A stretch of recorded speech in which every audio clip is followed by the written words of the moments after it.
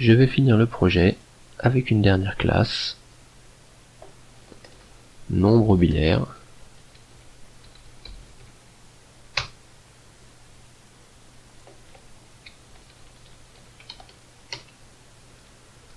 Voici le constructeur que j'appelle depuis la fonction main.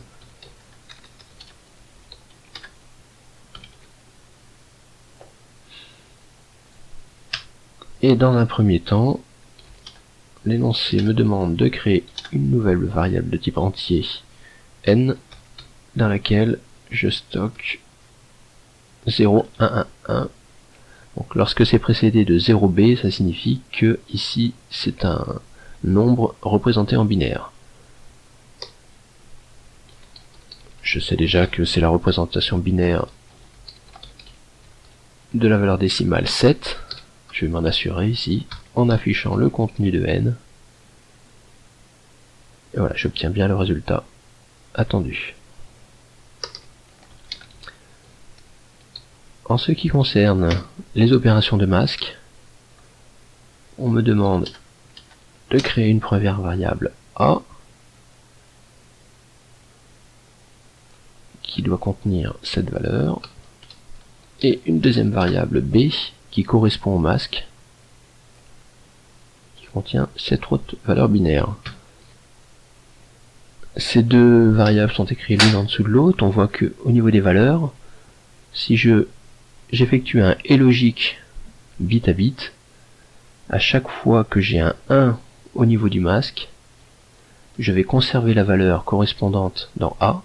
Lorsque j'ai un 0 par contre, je vais placer le bit correspondant dans A à 0. Et donc ici, si j'effectue le et logique à l'aide de l'opérateur et que j'affiche le résultat, l'opération de masque devrait annuler les 4 premiers bits de A et conserver uniquement les 4 derniers bits. 1, 0, 1, 0 en binaire correspond à la valeur 10 en décimale, donc si j'exécute ici l'opération, je vois que j'obtiens bien la valeur 10.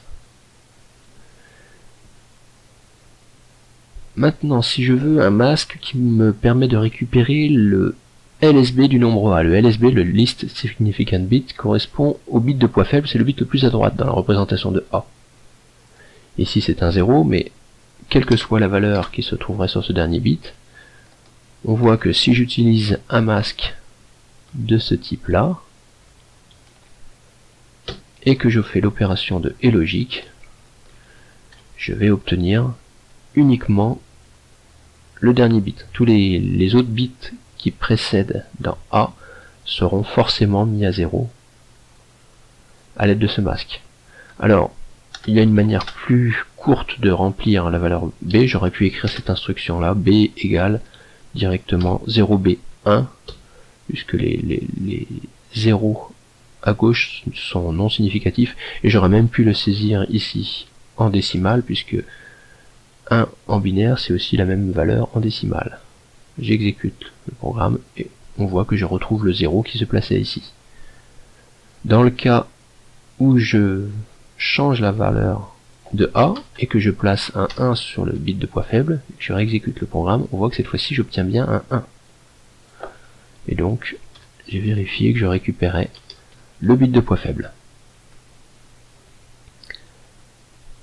L'avant-dernière question me demande d'utiliser un décalage et un masque pour afficher le MSB du nombre A. Le MSB, c'est le bit de poids fort pour A.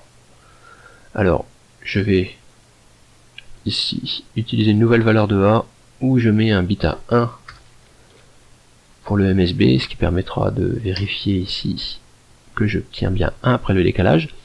Alors, le décalage correspond à un décalage à droite, puisque je voudrais que ce bit ici se retrouve tout à droite dans la représentation. Pour ça, on voit qu'il faut que je fasse un décalage de 1, 2, 3, 4, 5, 6, 7 places vers la droite.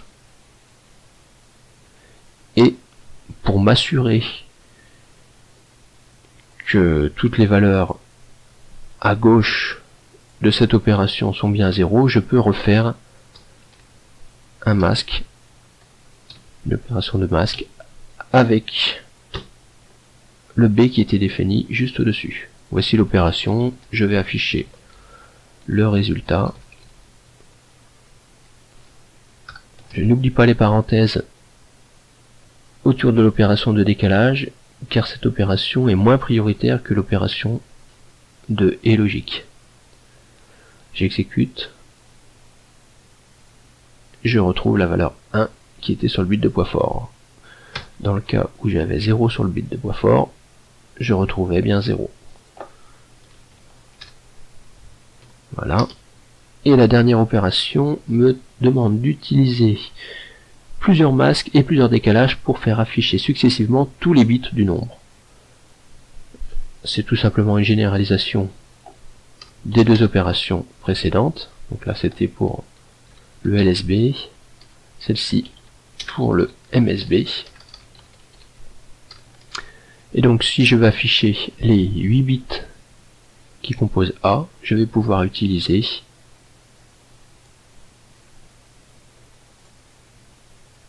huit instructions de ce type. Alors je vais commencer par exemple par le LSB. Le LSB, le décalage se fait depuis 0.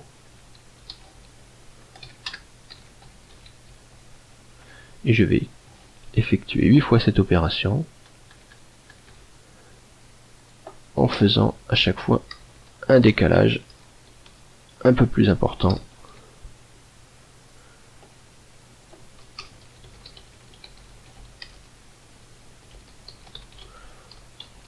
J'ajoute un peu de texte.